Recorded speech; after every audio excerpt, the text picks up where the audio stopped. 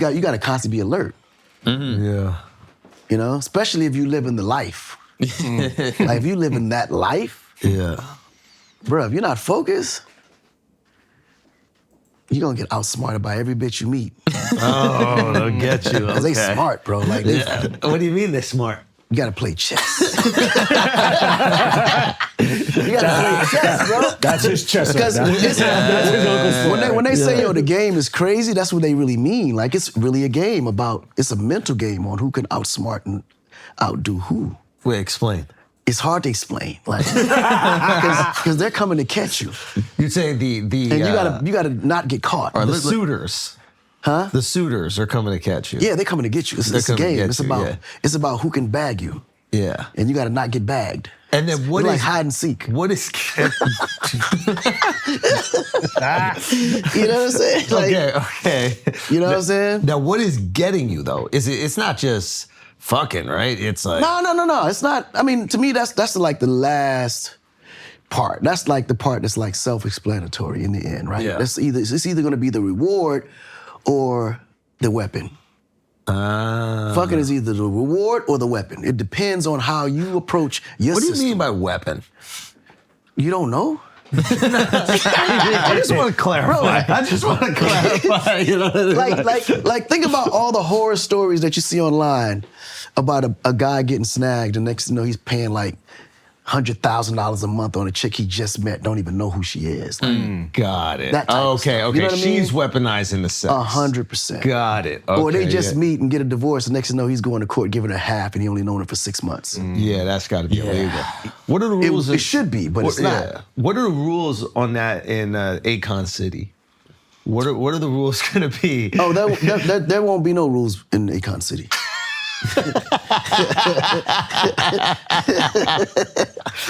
There's no divorce. There won't be no rules. It's gonna be guidelines. That's it. Okay. It's gonna be How do I get guidelines. dual citizenship? Yeah, exactly. When do we Like, sign up? Guidelines. Yeah. No. Yeah, you guys are naturally be citizens because I'm trying to make it to where it's a partnership within the United States. So if you're a U.S. citizen, you're automatically a citizen.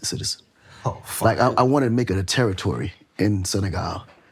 Of the United States. Yeah, depending on how legislation is passed here, though, because some of the things that's going on here from a law perspective is not really favorable. Especially with immigration So right now. you know what I mean. So yeah. I need to make sure that some of that stuff actually works for visitors to be able to come in and out. But for the most part, I want it to be an open, like I want it to be a unity city, like an entertainment unity city where All right, we're gonna get Just donate them a plane.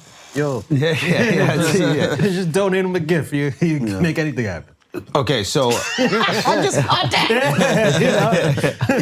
Yeah, we'll all chip in to get him a plane that he can use when he comes. exactly. We were on a very interesting subject, which is like women hunting you and No, hunting us. us. Yeah, we're in this Yes, together, yeah. guys. No, wait, listen, we're happily married. Just so man. we're clear. Me too. That's what I'm telling you. You got a unique marriage. No, it's you not have unique. a biblical one. It's not unique. It's just culture. Explain this culture. Well, Yo, look how excited he got just thinking about it. I'm watching how excited you are. Explain this culture. Explain this culture. Now you gotta explain it, He's bro. just narrating you right now. Tell me why. Tell me why. No. Tell me why it is. Because obviously you think about like having multiple wives, right? And you're just like, all right, multiple women, that's fire. But multiple wives, multiple responsibilities. Yeah, That's a very different thing than multiple women. 100%. So tell me why you want multiple wives, not just one wife and then multiple women. I mean, because it's the responsibilities as well, too. It makes your life a lot easier. Like, so much easier. Because you got to think, like, wives are like your best friends. They always got your back. Yeah. Like, no matter what. They're going to hold you down. They're going to support. They're going to protect. So your perimeter is already, like, occupied by your soldiers. Because they're not going to let nothing come in there that's going to define, affect, or in any kind of way, create a bad environment for you. You follow what I'm saying? Of course, yeah. Now, one wife, Some shit could get in. it can slide in. It's just one line of defense. That's all you got. You only got one line of defense. That's crazy. You only got one line of defense. Yeah. You ever have one bodyguard? And think about how many are coming at you. She can't stop them all. That's why there's always problems in the household. You know what I'm saying? So how many She can't defend everybody like she like this. Yeah, she gotta play Then she start zone. using her She gotta feet play before you zone. know. Her feet go like this, and then somebody slip in. Oh shit! Divorce. Goddamn. So how many lines of defense you think are really necessary for security of a man? It depends on the man. Right, Like right. I'm a very Like powerful, Alex. successful. What about Alex? How many lines? Why you of trying to get me in trouble, bro? I'm just saying, like, No, what about you need so- lines of defense, bro. See, Alex. Yeah, chill out, bro. Rule number You're one. about to get wife. Look at them calming you Like, down. yeah, I got, He's good, see, he's good. Alex.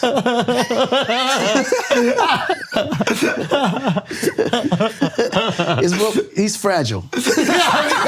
You're right. You're Not right. again. You're right. Alex is fragile. Yeah, I'm a lover. I'm a lover. And with Alex, we kind of all have to chip in and donate some courage over here too. Because what happens is this: as a man, right? Con, you don't know what you're doing right now. No. I'm trying to help you, Alex. And you gotta let me. You cannot stop me and allow me to. Yes. I gotta empower you. Yes. Because right now she holds the power. Yes. All right. And it's obvious. It's very obvious. But it's okay. You just man. It's No. It's so obvious. We But can all understand, see you it. gotta understand the kind of person I am, Alex, right? I'm in a position where I'm the king of my household. And it's very clear. Like the fist is so heavy that no one can lift it but me. It's like that hammer. With that, Thor's it's only one hammer. person. Yeah. That's how your house has to be. If your wife can lift that hammer, she's knocking you over the head with it. Period. One thing about women, the more you give them, the more they take.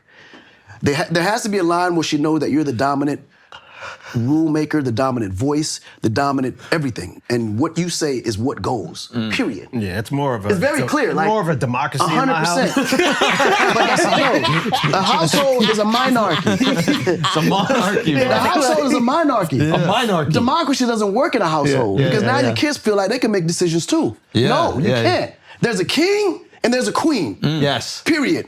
And then there's the princess, whatever, the workers, Yeah, whoever. yeah. But there has to be a top position and maker. Like he says what it is and everybody follows suit. And what is Period. Alex in his household?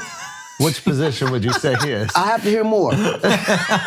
So far, what do you think? Yeah, Like, I mean, if you had to he says predict. democratic. So far, it seems like the queen runs the house. Whoa. So far, Damn. from what I'm Wow. Damn. Happy now. wife, happy life. That's the wrong. That's the problem. That's the problem right there. What's the That's the problem. Tell us. Because women are never happy. You will never have a happy life because she's never going to be happy. Women have to be. Listen. Think about it. I can just imagine Akon's wife going, listen, if you get another wife, I'm not going to be happy. And then he's just like, when have you been happy? I got nothing to lose here. No, Like, but that's the thing. That's the thing. I create happy environments because women have to be in a happy environment. It's not about necessarily making them happy specifically. Yeah. Because women are very like they're very how do you say indecisive. What you think makes them happy is not quite what makes them happy. What do you think makes him happy? Or what do we think What makes makes him happy? women happy is the happy environment. That's what makes them happy. Like if you Right. create a happy environment around them, they're gonna always be happy because the environment don't allow them to be depressed. It doesn't allow them to be sad. What they want, they provide. It's there. What they need, they don't have to look far. Yeah. When when they're in a position where they feel safe, Yeah. that's the environment. What do you do when your women are not feeling happy? When your wives Then are that not means you're feeling- fucking up. That's it's your But what happens when you're fucking? I find out what I'm doing is fucking it up. And you ask them directly. Not all the time. Because that might you might dig yourself in more water, hot water. You know what I always ask too many questions. The woman normally is the one asking the question. You want to keep your mouth shut. Okay. You shut the fuck up. And then you That's figure smart. it out. I As know the that king, one. I know that you one. gotta do that. I do that one a lot. I do that one a lot. Alex, you're making us look bad. Just let me don't No, don't but talk, I know Alex. that one. I do that one. Like, no. I'm trying to empower you. All right. And I can tell your wife is a sweetheart because that's why you don't want to lose her. Right? Oh, absolutely. Yeah. Yeah. So she's a good one. Yeah. Better person than me. Absolutely. No. She paints his nails. Yeah. No, she's.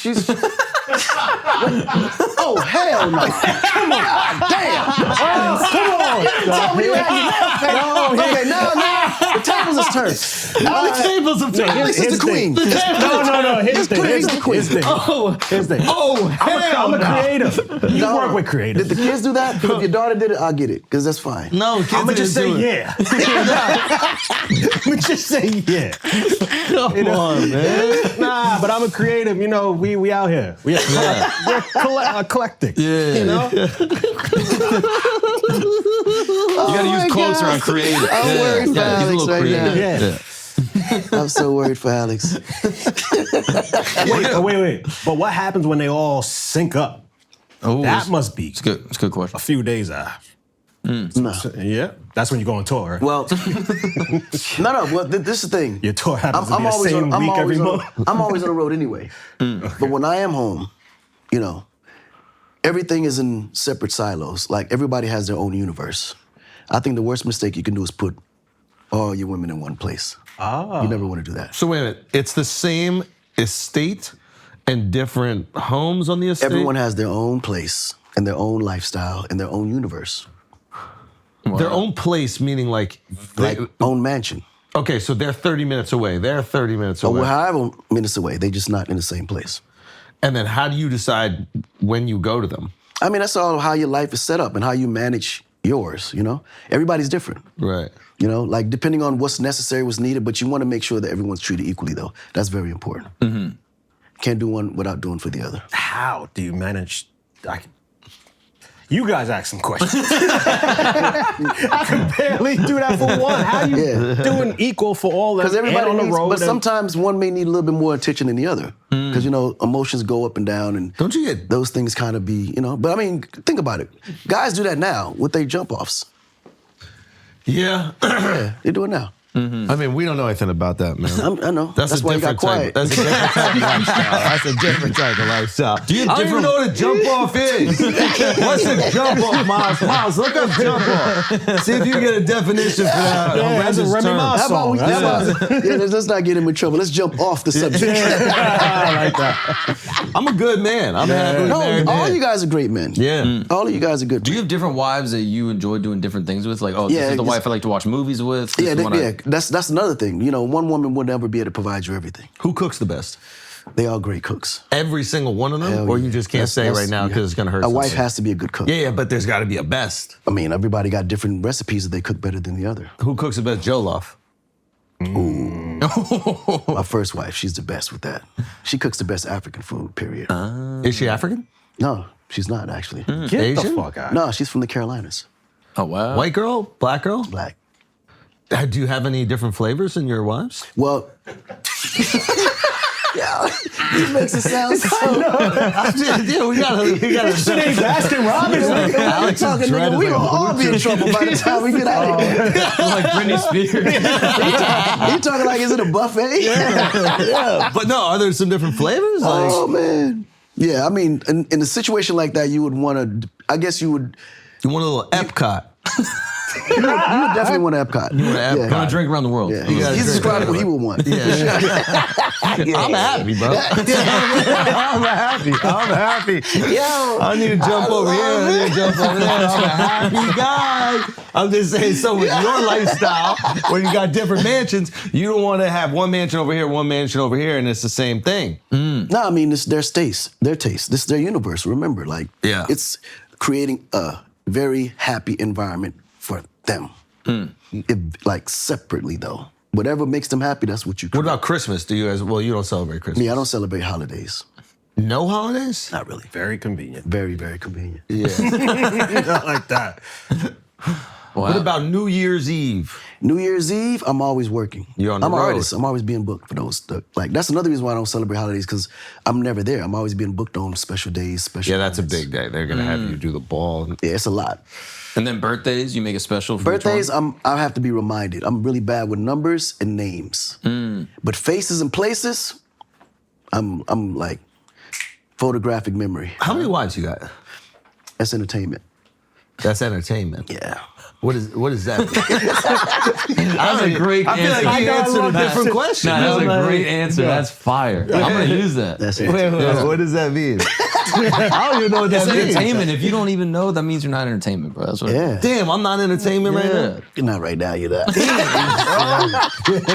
God, do you know how many wives out? That's entertainment. Yeah. Come on, man. Yo, Because see, guess what that does? tell me how to use that It line. makes y'all figure it out. It makes y'all think about it. Makes you research. It makes you just. It's that becomes a part of your entertainment. That'd be funny if you were really single, bro. That's entertainment. One day I might confess. Until then, it's entertainment. Update, I'm gonna be out in LA shooting a movie this summer, but we added some stand-up shows. So pull on up, man. We're gonna be in Pasadena, California at the Ice House, the 19th and 20th of June. Then the Ontario Improv will be there the 26th and 27th. And then the Brea Improv will be there July 17th and July 18th. And then we're gonna be at the Halifax, Nova Scotia, Canada, Great Outdoors Fest, August 8th. So you can go grab tickets to any of those shows if tickets are still available. TheAndrewSchultz.com. Thank you guys so much. And Virginia Beach, you were fucking awesome. That was incredible. Love you guys, man. All right, Mark, what do you got? Oh, I have great news. I'm going all over at the end of the year. I'm going to Plano, Texas, Chandler, Arizona, Pasadena, California, San Diego, California, and then I'm also going to a couple other spots that are going to be coming up at the end of the year, like Detroit, Michigan, and Salt Lake City, Utah. And I can't wait to see you guys all there. MarkAgnonLive.com. Alex. Guys, my monthly comedy show is back. Canceled Comedy is on June 24th. We have a killer lineup. Get your tickets at canceledcomedyx.com. And then my tennis series, theallloveclub.com. The tennis is on July 25th. I'll see you guys there. The first one was fantastic. The second one's going to be even better. Peace. Yeah, you have like the most interesting life, bro. Yeah. Like I was just doing like deep dive on you, man. Like your life is absolutely crazy. Nah, it's amazing. Yeah, it's amazing, but like outside of entertainment, do you ever look back on it and you're like, yo, what the fuck happened to me over the last few decades? Like what an insane journey I've been on. Yeah, and that actually happens as I'm living it. So you're present in it. You're reflecting on it every day. constantly. 100%. Because like I think like for me, I didn't even know about the Michael Jackson stuff. Yeah, nah, that was my dog, man. There's, Good dude. I literally found out about that doing research on you for it. Right. Like I've known about Lady Gaga, I've known about like your unbelievable success, you know, like, but the Mike, how do you get connected with Mike? Well, we actually shared the same attorney for years and I never knew. Like my attorney never told me. He just called me one day, was like, hey man, would you do a record with Mike? So Mike reached out to you about it? Yeah. He told him to call me and see if I would be interested to work with him. What song did he I love of yours? I ended up co-executive producing the re-release, of what's the name? Thriller with him. Wow. Okay, so you were brought in as a producer Yeah. as well. Yeah. And then what, he liked your work on it? No, he or- had already liked my work. That's why he had me come That's what I'm forward. saying. What did he listen to from you? Did you find out the song that he Yeah, listened so I had already had a few records already created for Mike. If that day ever came, and it was interesting because when I did it, Hold My Hand was one of them. And that's the song I played first. Hold And on. he just So you loved it. already had songs Already set up for Mike. just in case. Did you have any idea that you might meet with him? Yeah, This it was is on my- after the lawyer connection or No, before this is even the lawyer? This is way before he. This is on your This is vision when I was board. locked up. Yeah, this is my vision board. Like he was at the top of the list to Get achieve the one fuck day outta here. to work with Michael So Jackson. you're writing Yeah. songs for Mike while you're in prison, Right. hoping that one day Yes. you'll be a massive superstar Yeah. Yeah. and you'll get the opportunity to work with Michael Jackson. Exactly. The crazy part, he said, I want it in 10 years. And Yeah. then when did it happen? It happened in 5 years. Crazy. Okay, hold on. So you go meet him. Do you meet him the first Yeah, time, or this yeah. is like correspondence over the phone or something I like that? flew out to Vegas to meet him. All right, so you fly to Vegas to meet him. You're in the studio with him? No. We met at his penthouse the first day I met him. Okay. Do you play the music there? Let me just tell you what happened. Yeah, please, man. I'm like, shit. Give me the story, bro. This is insane. How many people can say they fucking went Nah, to? straight up. So my attorney literally called and was like, yo, would you want to work with Mike? I said, hell yeah. He said, okay, cool. You know I represent him. I said, bro, how long you been representing Mike? He said, for a long time. I said, you never told me? He said, well, you know, it's attorney-client privilege. I said, man, fuck that shit. All this time, you know how I felt about Mike and you never told me? He said, well, I just waiting for the right opportunity, but I think now is the time. You know, do you mind me setting up a call with you guys? And I was like, hell yeah. Wait, one quick thing. Did you ask him about Mike's stuff? Since he knows The allegations. Oh, that was all bullshit. See, that's all bullshit. All right. When I met Mike, Thank you. when I spent time with him, I understood what was happening. What you mean? I'll explain after. Okay. So, no, but it was all bullshit. All, not only bullshit, but Mike had a lot of power, bro. And he owned Coordinated. a lot of... Coordinated attack, you think? Yeah, he was... See, Mike was just a smart-ass businessman. Yeah. And he outsmarted a lot of the guys at the top. And they wanted to come for that. That's exactly what was happening. They was Oh, coming, all right, they was all right. coming forth. Okay. Tell us the story and then explain that part of the mic thing. So boom, he calls me, and Mike's like, "Hey, Akon, how are you?" I was like, "Hey, get the fuck out of here." So I hung up the phone. Didn't know. Hung up? No, I hung up because I thought my attorney was just bullshitting. Like, he was a jokester too. Like, he was a jokester too. So then he calls back. He said, "Akon, that's Mike on the phone, bro. Like, it's really Mike." I said, Ain't no way. So I said, all right, Mike, is that you? Akon is really me. I said, again. No. When he called the third time, that's when I knew, okay, he's not joking, this is really Mike. So I picked up again. He's like, no, Akon is really me. I said, Mike, it's like, where are you? He said, I'm in Vegas. I said, oh shit, so what we doing? We gonna work together or what? He said, yeah. You said that to him? Yeah. He said, no, seriously, I just want to let you know that I'm such a fan and we have to get together. I'm working on Thriller release and I want you to be a part of it. I said, well, shit, when? He said, what are you doing tomorrow? I said, where you need me to be doing? Like, what you need me to be doing? He said, okay, cool, I'll set it up and I'll see you tomorrow. So next thing you know, they call me, hit me with a text, flight information. I get to the liner, we get on the jet, fly to Vegas. When I get there, his head security guard, Muhammad, picks me up. And now we're on our way to the win. So now I'm driving. I'm saying to myself, damn, I'm about to really fucking meet Michael Jackson. This is crazy. I'm kind of scared because I don't know how I'm gonna fucking react. Like, I don't want to embarrass myself, but I'm like, nigga, this is Michael Jackson. Yeah. Like, as a kid, like, this is all like, so. Are you worried about like what you're wearing? No, I'm like, I don't care about none of that shit. Okay. Like, I'm more worried about how I'm gonna react, like, as a man. Am I like, gonna cry in front of this guy? I'm a man, bro. Like, you know what I mean? But like, it's still like you want to just hug him, you're gonna get nervous, you're gonna I don't shake. know exactly. Now I'm checking myself, like, bro, just be easy. Yeah. And just pretend like you ain't excited. Like, Yeah. You know the shit that everybody tell themselves before you meet This somebody Mike, that you bro. admire. People faint from Mike. Right, and you see the photos, you see the videos, Yeah. you're like, I know those people didn't plan on fainting. That's not some shit you planned. It just happens, you just black out, and next thing, like, what the fuck just happened, right? So I'm like, please don't let that shit happen. Yeah. So now we go down, bro, that's when I realized there's entrances and exits in fucking Vegas that you would never, hell ever yeah. know. Oh, No, yeah. bro. Yeah. We get, I don't know if I can even be saying this online. I don't know if they want people to know this even exists. But fuck it exists. Bro, I'm riding, we get to this one road, and we go into this parking lot, and the fucking road lifts up like this. Oh, shit. And we drive in it, and it closes back down. Wow. Next thing you know, I'm at the fucking underground parking lot of a private place where it's nothing but just parking and one elevator. We get in the elevator, that shit takes me all the way to the top. Directly to the... Straight up. Yeah. I get to the top and there's this long ass hallway with no doors, just it's a door at the very end. Get the fuck out. Bro, the whole shit felt like it was choreographed, right? It's like Men in Black. This is when I realized, okay, Mike choreographs everything. Like nothing is by chance. We get all the way to the end of the door. 5 steps before I get there, the doors just start opening up. No. My nigga. I walk in, Mike is sitting in the middle of the floor. in a chair, back turned, and the chair just starts turning. You're lying, bro. You're lying. No fucking way. You're lying. You're lying.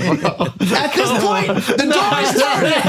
The door is turning. Yo, listen, like how your chair's turning, that shit moving slow. And while it's moving, I'm like, okay, the moment I see his face, what the fuck am I gonna do?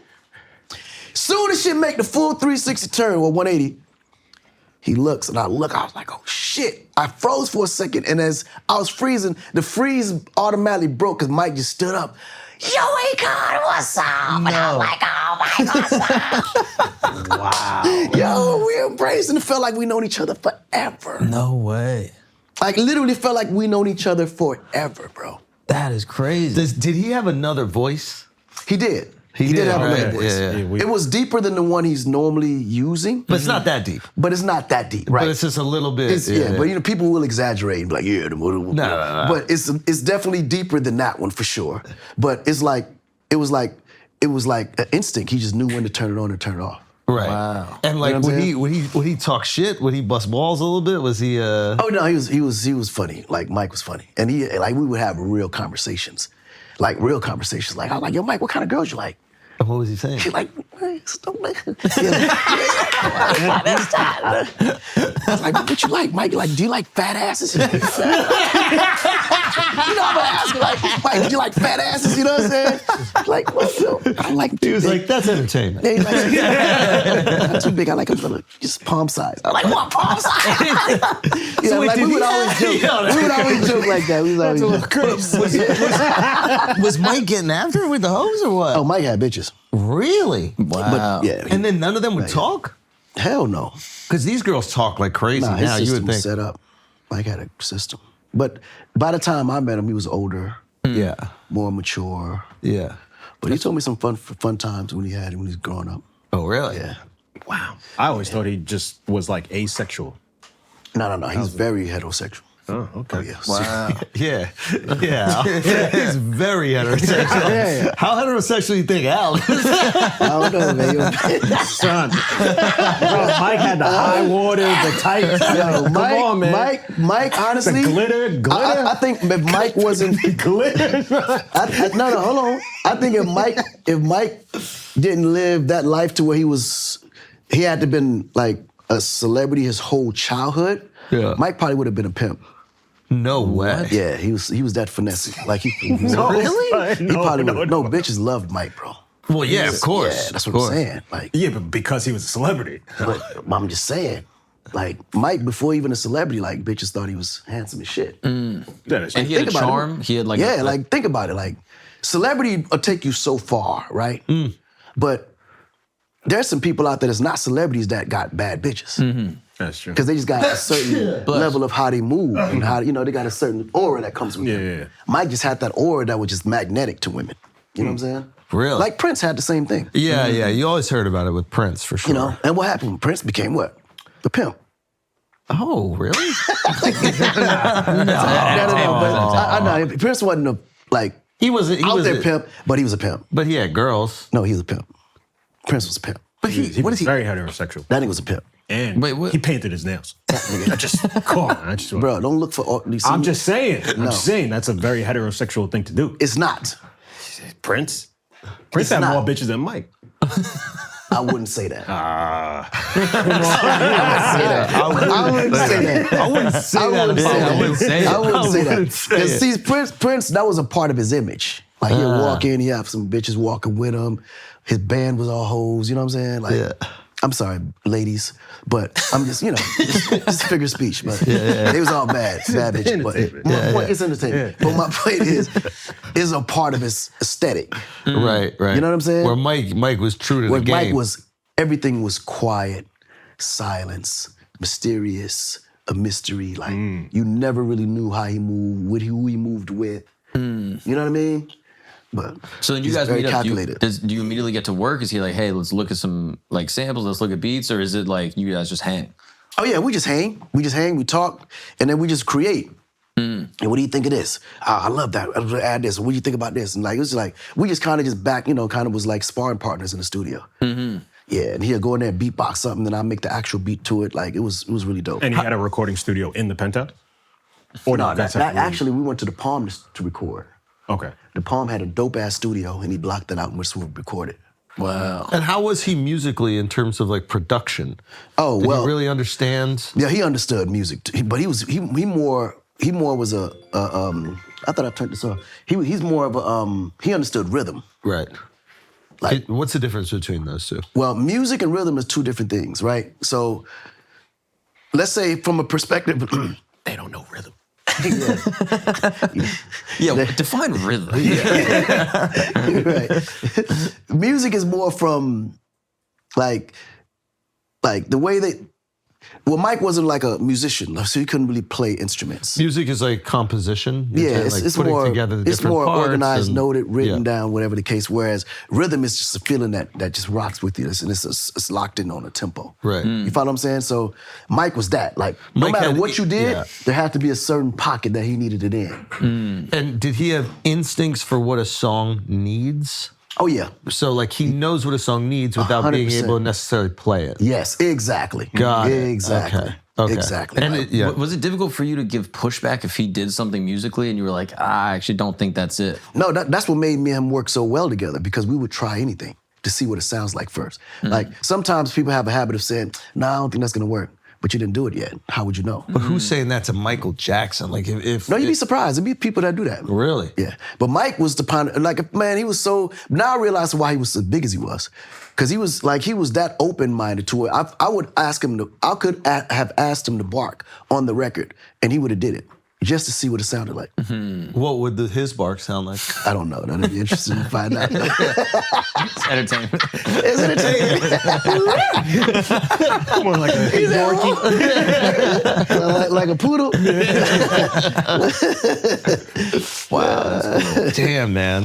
Mike, how many people he can was say a that? legend, bro. All right, so you leave that session, you're like, did I just accomplish everything that I ever dreamed of? Yeah, no, like 'Cause honestly, you're already an incredibly accomplished artist. at the that time. point, You're I felt like touring, I've hit the ceiling. you checked off every I box. checked off every box. Like, is there an actual feeling as you leave the hotel or as you yeah, leave the that session it was where that you're feeling. like, Like, damn, what do I do from here? what do I do from here? That's exactly what it was. It was like, what do I do literally from here? And then what did you think? What did you do? Did you like dream up new dreams? Did you have to like sit and reflect on it?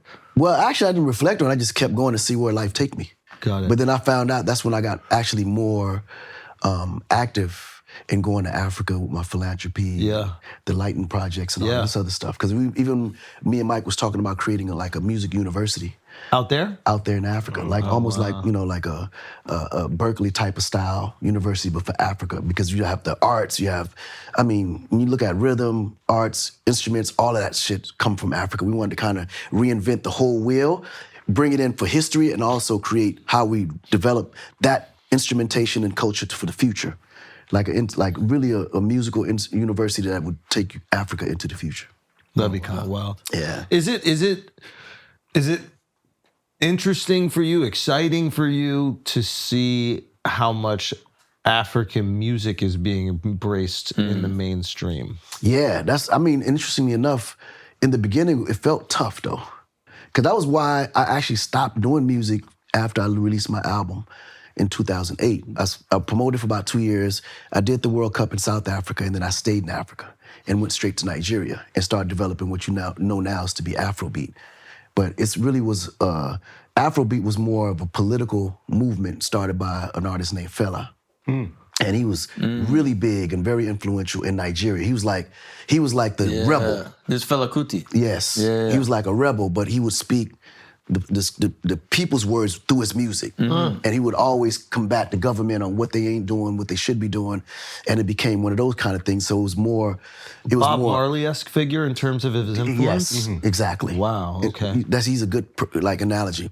So when we went up there, that music was well respected, but wasn't commercialized. And then that's when we came and kind of brought more of a pop feel to it and gave it a more rhythmic type of, allowance to where people outside of Africa can actually relate to it if you wasn't quite understanding what was being said. Wait, when is this? This started from 2008 to recent. Bro, Wizkid was my first artist that I signed. Wow. Akon. Yeah. Yo, the lore is crazy. Your life is unbelievable. No, it's crazy. Like Wizkid was how old when you met him? He was 13. Crazy. Wow. And He was okay, 13. and what are you seeing in this kid? Oh, he was a star. Like he was a star. he was a star. But at 13, like musically, he was a star. He could perform. Man, he just looked. Man, like when he walked into the room, you just knew, okay, this kid is gonna be. He's something big, and he had an amazing voice. He was also writing his own little songs at that time. Wow. You know, he was managed and ran by a guy named Banky W at the time. That's who I partnered up with to sign Wiz. So you're in there, you see some talent, you also see potential for this genre of music internationally. Yes. What I makes knew. you think, like what, I mean, because I imagine as a young kid growing up in the States, being African, right?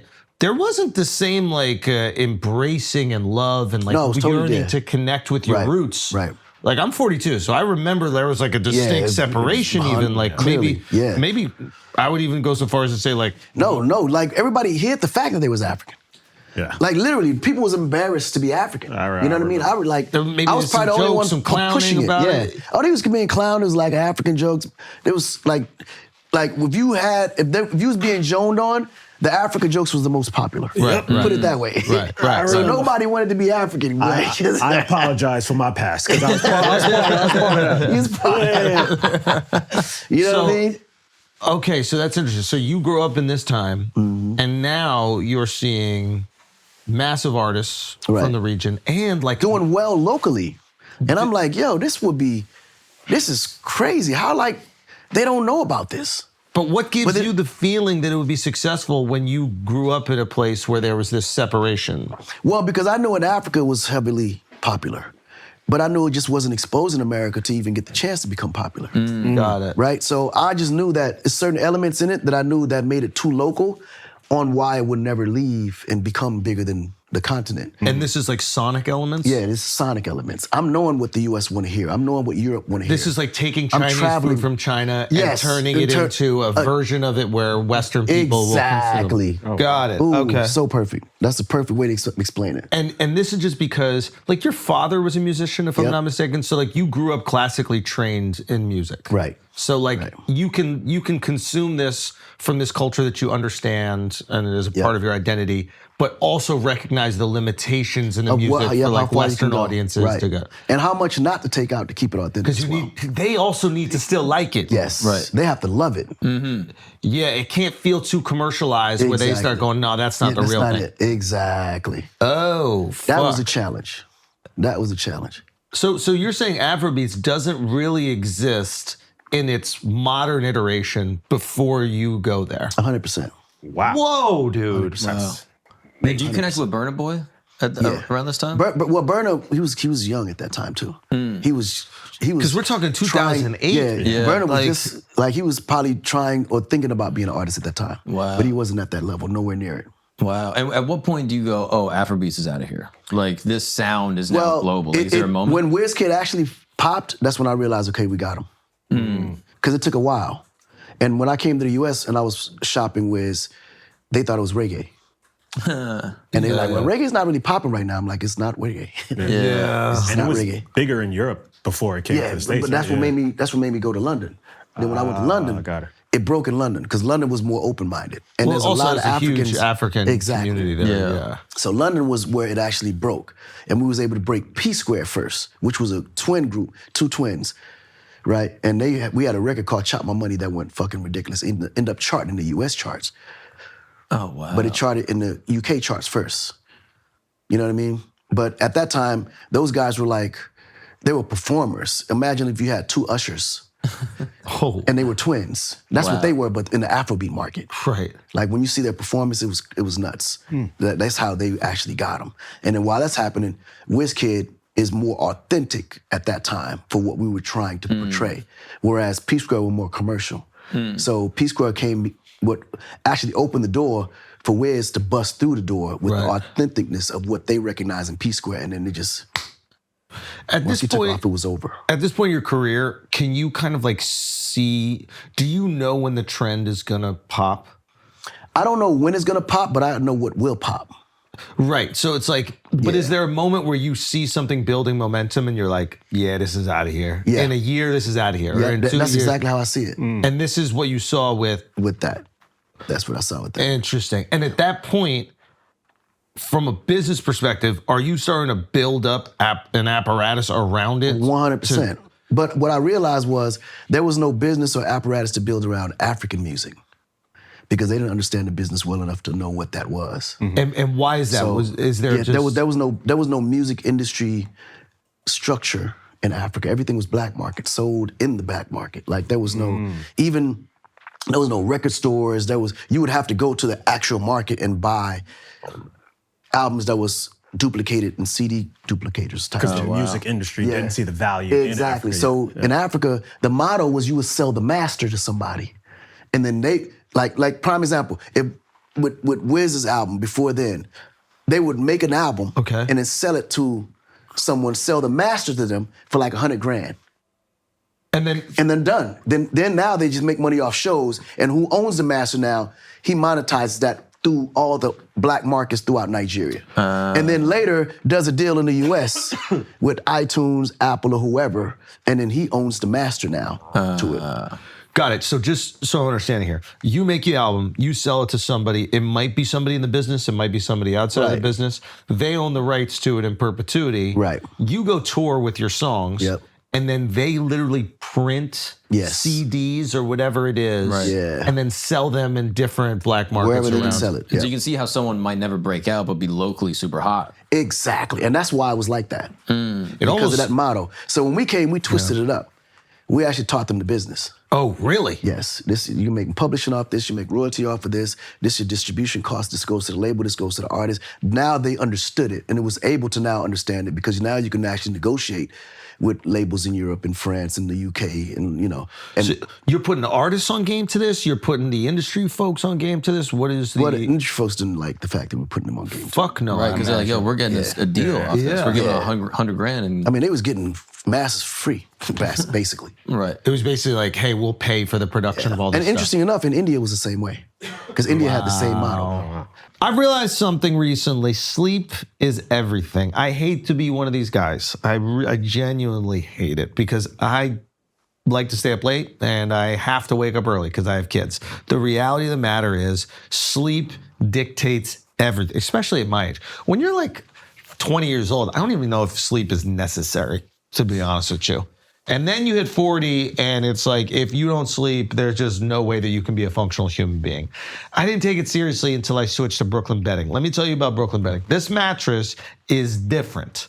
I'm not just crashing anymore, I'm actually recovering. If you want to wake up feeling aligned, rested, like your body actually reset overnight, which is the whole fucking point of going to sleep, I recommend getting yourself a mattress from Brooklyn Bedding. They're not just throwing together some random mattress. They design and build everything themselves in their own factory in Arizona. No middleman, no gimmicks, just quality. And they've got options for everybody. Whatever your sleep style is, they've got something for you. If you like to sleep hot, like I do, they actually have mattresses that stay cool all night. Also, this is big. They're endorsed by the American Chiropractic Association. So your back isn't gonna get cooked while you sleep. And you don't have to stress trying it either. This is the best part. They give you a 120-night trial. If you don't love it, you can swap it out. Simple. So do yourself a favor. Go to brooklynbedding.com. Use the promo code FLAGRANT at checkout to get 30% off site-wide. That's brooklynbedding.com. Promo code FLAGRANT for 30% off. Get your sleep right. Everything else gets easier. All right, guys, I'm going to be honest. I didn't realize how much water quality actually matters when it comes to a shower. I've only cared about water quality when it comes to drinking water. I never even considered water quality with a shower. And then I switched to Jolie. And sometimes you can be doing all the right things, using good products, taking care of your skin and hair, and then something still feels off. And it's because maybe one of the most important things of a shower, or the most important thing of the shower, the water sucks, okay? A regular shower water can contain chlorine, heavy metals, basically everything you don't want hitting your skin and your hair every single day, and that's where Jolie comes in. It's a clinically proven filtered shower head designed to remove those impurities, and it makes a real difference. The skin feels calmer, hair feels softer. It's like your shower is finally working for you instead of against you. And it's an easy upgrade. The Jolie shower head installs in minutes, fits all showers, and still delivers great water pressure. It's a simple way to elevate your daily routine without changing anything else. The Jolie showerhead is the perfect base for your routine because if your water isn't right, nothing else performs the way it should.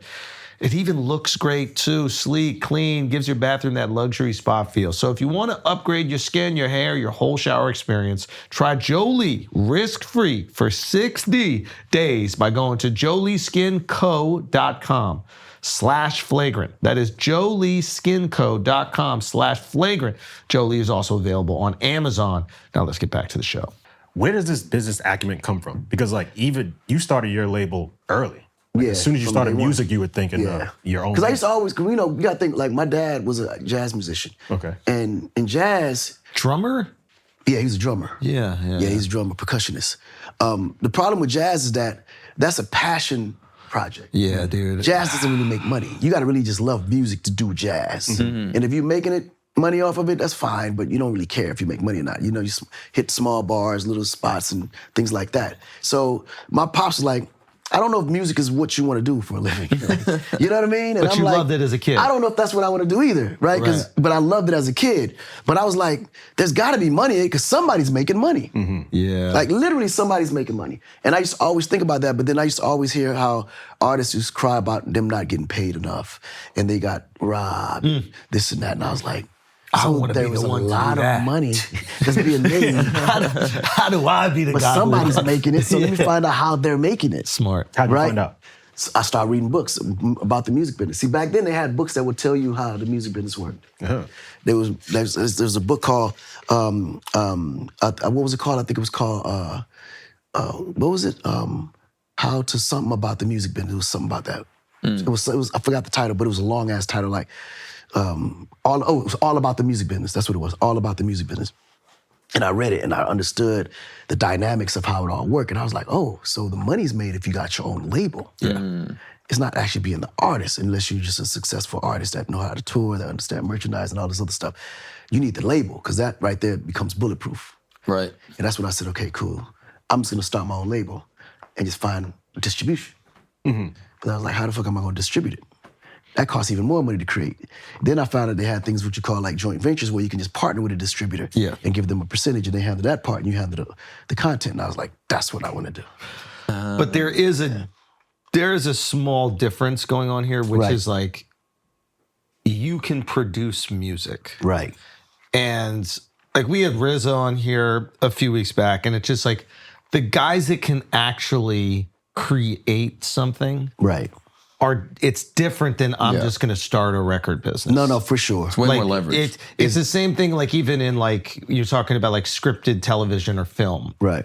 If you can write a script, you're a very different entity than somebody who 100%. just gets placed to maybe act in a movie or maybe even just direct. 1,000%. So, and it's very unique that there is somebody who has artistic ability and business sense. Oftentimes they're like almost diametrically opposed. No, right? they Like, are. They are. So you're in a unique position that like you could, if you needed, you could just produce all of your own music for your label. But that's what I've been doing. Of course, and it worked out. It makes sense. But not everybody could do it. Right. My favorite story that showcases kind of the business acumen tied with the creativity is the ringtone story. Which was, to me, basic common sense. Bro, I couldn't believe that the ringtones were going for that much. Yo, $4.99. Were we for 15 buying seconds. ringtones? Yes, we were. Buying them. And they were selling more than singles. That's, yeah. They were selling more than singles. We were spending $5 for a fucking ringtone. A ringtone, bro. So break down the ringtone, what this did and how you kind of like produce songs around it. Yeah, so when I realized, okay, well, first of all, I was trying to find a solution because I wasn't getting enough radio play. Like the way my music was, it was hard to put a genre to it. Like it wasn't quite rap, it wasn't quite R&B, it wasn't quite reggae. Like, it was like, what is it? Like, Is this before Locked Up or after Locked Up? This was during Locked Up. Okay. Like Locked Up itself, what made Locked Up actually pop was the fact that we was able to get Styles P on there. Oh, so Styles P made it a genre. It became hip hop. Yeah. That's why till this framed it day, in the eyes of the exactly, consumer. because before Styles was on it, we was working the record a whole year and couldn't get it to stick Get nowhere. out of here. Because there was no genre. Wow, I thought that's an instant hit. Before you would say say that, what does that mean, working a record? So that means like promoting it, going to DJs, going to radio stations, trying to get it played, things like that. So when we put Styles P on there, it gave it because before then they didn't know, okay, what do you play it before? Or what do you play after it? Like what genre it is. So it confused people because they just don't think like a good record just can go behind another good record, right? Yeah. Oh, so there's a version of Locked Up where it's just you? The first version is just me. Oh, okay. So then when they put a genre to it, P version. then they just made it hip hop. Like that's why right now to this day, if you notice, I've never rapped a day in my life. Yeah, I never thought of you as a rapper. But if you look up Akon, I'm under hip hop genre. Because that was the first thing that was ever, recorded as, and it stayed that way. Wow. It's so funny, like, because I was doing a little research about you, and you were very intentional with Gaga, Right. to not sign her under Convict.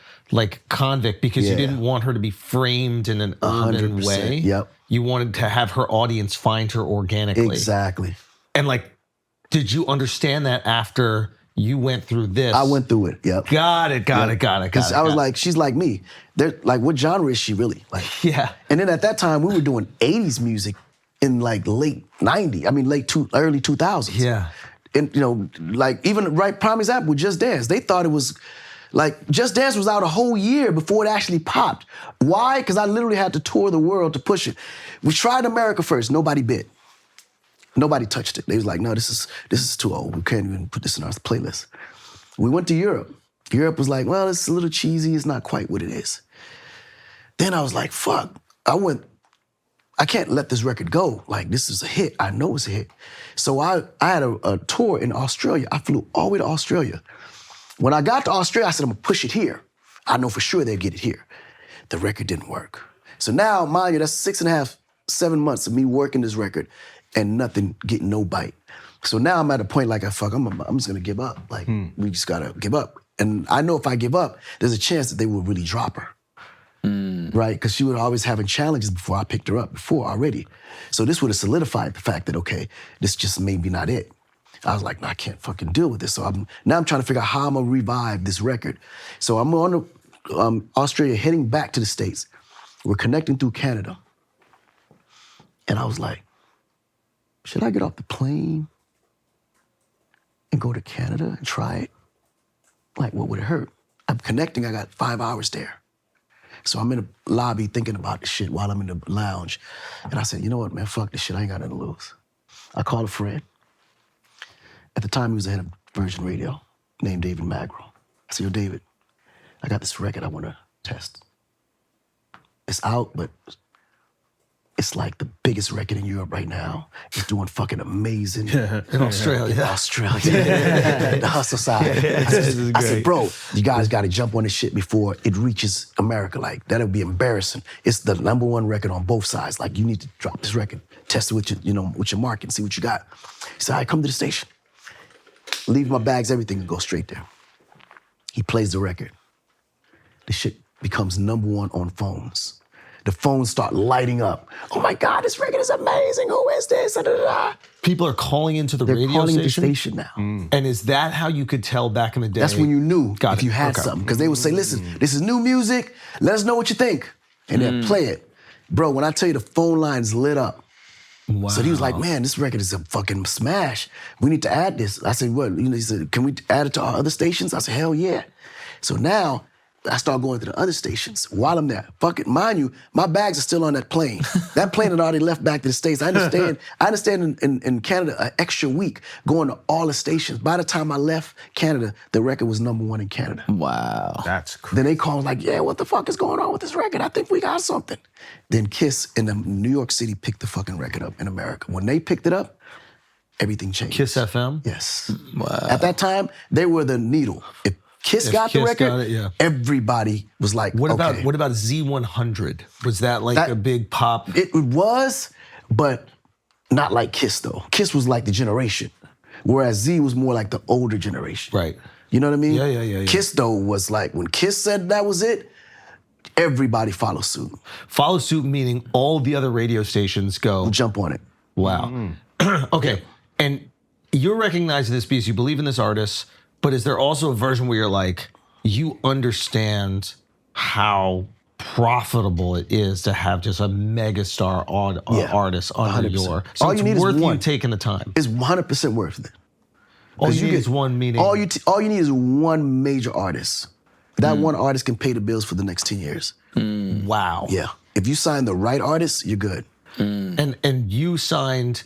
Well, Gaga was already signed, She was already at Interscope. and then you were like, "Hey, I think she's talented. Yeah. Can I work with her?" Yeah.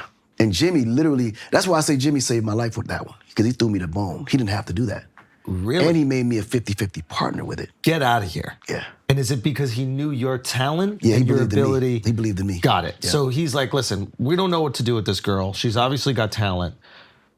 Let him give it a try. If it becomes massive, let's take half of it. But this is the thing. Jimmy was brilliant. He knew how to put like parts together. Like he knew how to marry a writer with producers, producers with artists, writers with artists. Like he knew exactly what would work.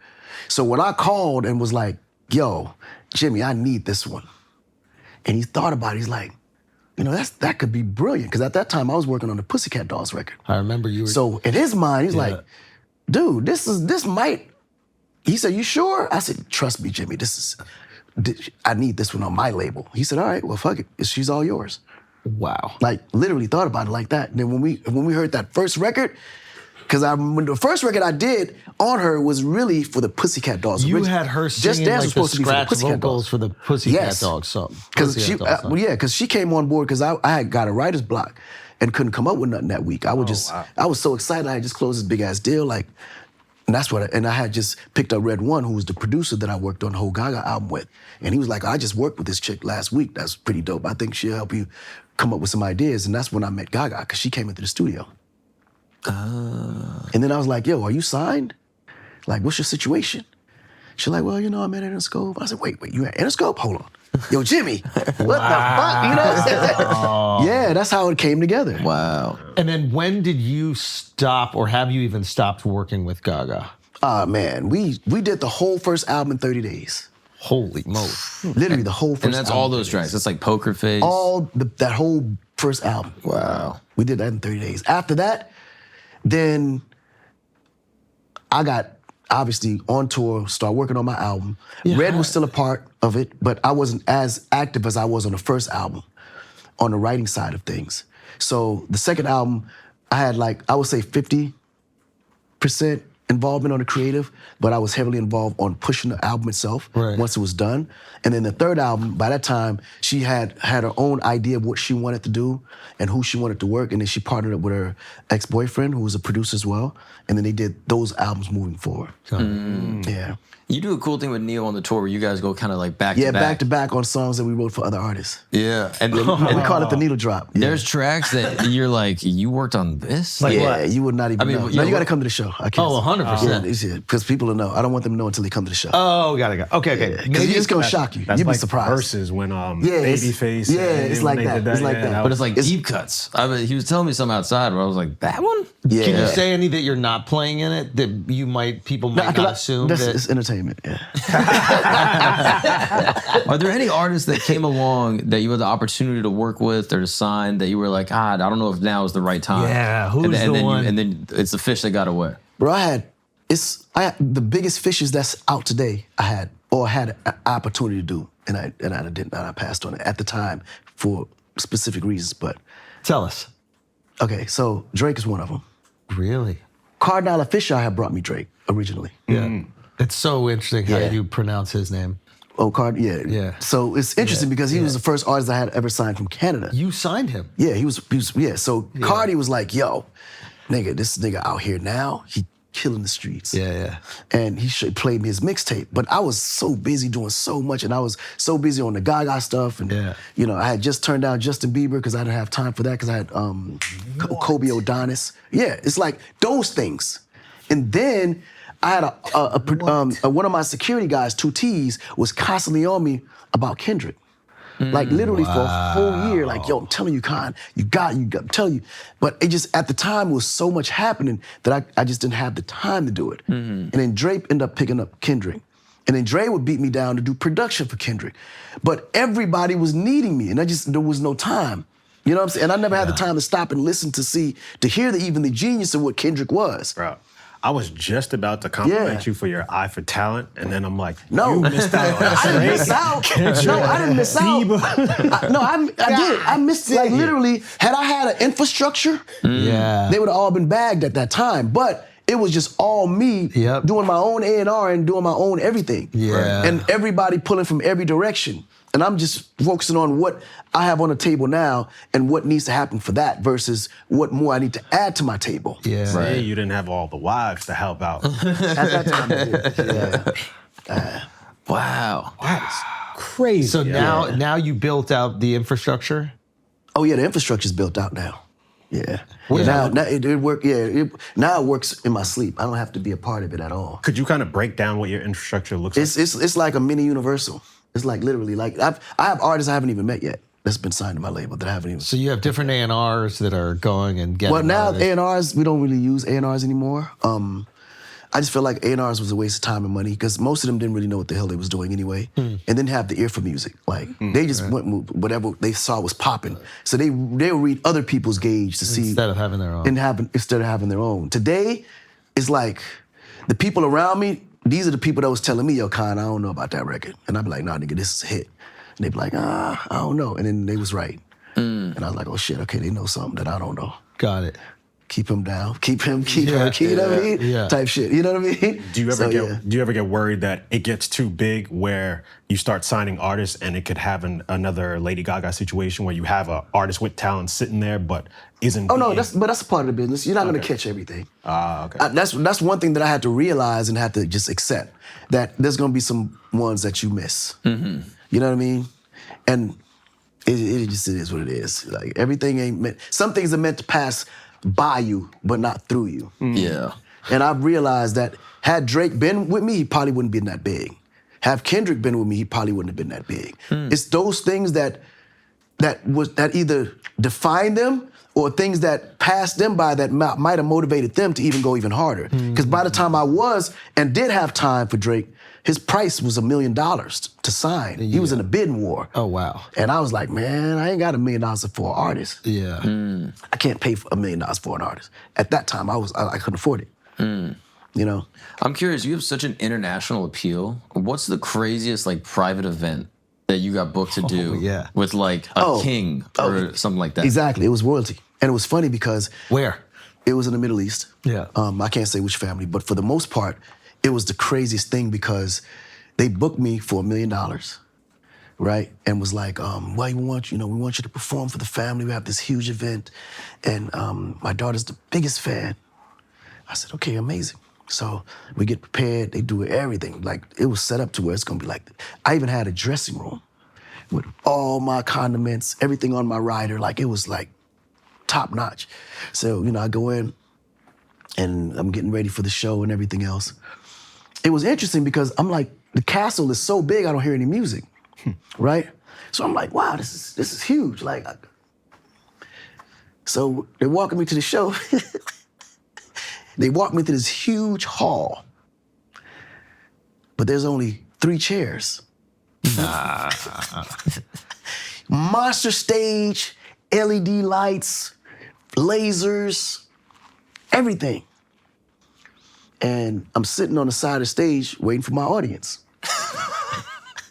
No fucking way. Yeah, 3 people came. The daughter, the son, and the wife. And she's sitting in the middle. She's just cheesy, just can't wait. I walk out, and it's like, okay, this is my audience. Right? Wow. So I go into my show, and in the middle of it, she said, no, stop. And I was like, what's going on, sweetheart? Everything okay? She's like, I want to hear Mr. Lonely. I said, that's it? She said, yes, can you just play that first? I said, okay, no problem. So we start singing Mr. Lonely. She's lonely, I'm Mr. Lonely, right? So the song finished, she's like, again. Nah.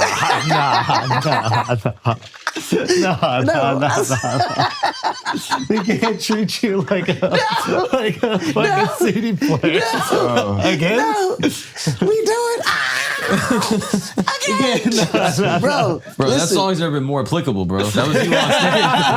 Like, I am alone right the now. whole hour, That's all we performed. No way. That's it. She was like Funk Flex when he gets a new record. Again. No. How many dudes are with you on stage in total? No, you don't understand. My whole team was there. My sound guy, my lighting guy, road manager, business manager. Because we thought it was like a major show. Because they agreed to everything on the rider, bro. Yeah. That's $1 million stage. Yeah. And they set it up in a hall. Yeah. You know what I'm saying? Like 3 people. it was crazy. What do you think they spent on it total? Like the stage is $1 million, your fee's $1 million. It was an easy $5 million budget. Was there a part of you that was like, man, I could have just kept the $5 million and just sung it with a karaoke? Bro, it's just 3 of them. After that, in my mind, I'm like, I wish they would just told me specifics because I would have just saved them all that money, took half of that and just went in the living room and just sang with her, like karaoke with her for like an hour. Yeah. It'd have been better. Yeah. Wow. Because, bro, like even the jet that they sent, it wasn't like a typical jet. It was like a fucking 747. Yeah. It had a jet. full bedroom inside, shower, game room, like theater, like crazy. All right, guys, you know the moment that you catch your reflection, you notice your hairline receding a little bit? Well, Hims makes it simple to actually do something about it. Guys, going bald is a choice now. You know this, okay? I've been on this stuff 2 decades. You are aware of it. You are gonna make that decision how you want the top of your head to look. Hims can help you keep the hair on it, even grow some back. They offer an access to a range of prescription hair loss treatments with ingredients that work. They got chews, oral medications, serums, and sprays. Doctor-trusted ingredients like finasteride and minoxidil can stop further hair loss and regrow hair in as little to 3 to 6 months. Hims brings expert care straight to you, 100% online access to personalized treatment plans that put your goals first, okay? So you find the right hair regrowth treatment that's for you. You got the flexible subscription options, access to 24/7 provider support, and once-a-day treatment options that fit your daily routine. For simple online access to personalized and affordable care for hair loss, visit hims.com/flagrant. That's hims.com/flagrant for your free online visit. hims.com/flagrant. All right, guys, let's take a break for a second. Talkspace is the #1 rated online therapy, bringing you professional support from licensed therapists and psychiatrists that you can access anytime, anywhere. Yes, you're going to be doing this online. Yes, that's how everybody does therapy now. You're no longer going into a little office with like shitty artwork on the wall so it doesn't look barren while you bare your soul. You're doing it over the phone. You're doing it over Zoom. Talkspace is in-network therapy, psychiatry. It is covered by most insurers, and most insured members pay a copay of $0. Switch providers at no cost. Find the licensed provider that's the right fit for your needs. Talkspace is affordable, even out of pocket. Therapy can be costly, but part of the mission of Talkspace is to provide quality care that is accessible and affordable, whether you or not you are insured. As a listener of this podcast, you're going to get $80 off of your first month with Talkspace when you go to Talkspace.com/flagrant and enter the promo code SPACE80. That's SPACE80 to match with a licensed therapist today. Go to Talkspace.com/flagrant and enter the promo code SPACE80. Any disaster gigs? Disaster gigs? Oh no, it wasn't no disaster gigs, but there was one gig that almost could have been a disaster. I was in Lebanon. Okay. Craziest show. Yo, on everything, the Lebanese crowd is probably the craziest crowd I've ever been in front of. Let's go. Okay, Let's go. so I'm in the crowd. Well, not yet. I'm in the car, riding through the crowd. This is probably one of the biggest events Lebanon has had since their last bombing, right? This was in this was 2000. No, this was 2007. This was in 2007. Okay.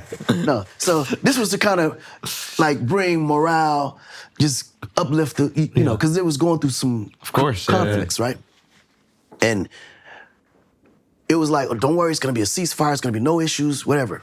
Because a lot of people said they wasn't gonna come. They was all afraid to come. I was the only one that was like, I'll do it, right? Because I just love the Middle East, right? Especially Lebanon, like bitches, I'm sorry, to girls and food. It's just, they're party people, right? Yeah. Bro, I get there, it's like 200,000 people easy. Holy shit. It was that big, like it was easily 200,000 people.